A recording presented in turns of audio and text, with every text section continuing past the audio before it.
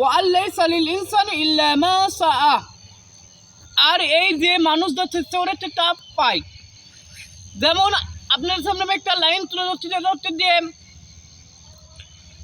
ঝিরে তুললে থেমে দেও না, থেমে দেওয়া হার, ধীরে তোলা নয় হার। আর যে দিচ্ছে কষ্ট, যে কষ্ট দিয়ে মন ভেঙে দিচ্ছে, সেল হবে তোমার একদিন গল্প।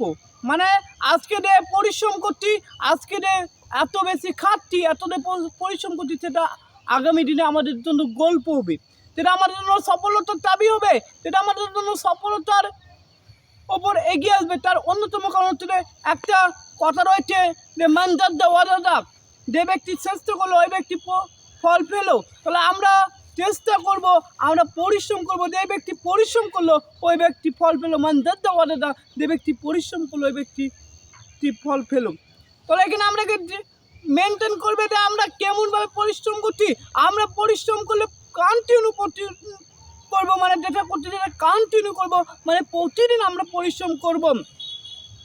যেমন আল্লাহ সুবহানাহু ওয়া তাআলা বলছেন যে ফাইন্না মাল ইসরি ইসরা, নিশ্চয়ই কষ্টের পরে রয়েছে সুখ। তো আজকের মতো আমি এখান থেকে শেষ করছি। দেখা হচ্ছে পরবর্তী নতুন ভিডিও। আর লাইফে আমরা জীবনে স্ট্রাগল করব, কারণ আমাদের লাইফ থেকে স্ট্রাগলের মাধ্যমে শিখাবে।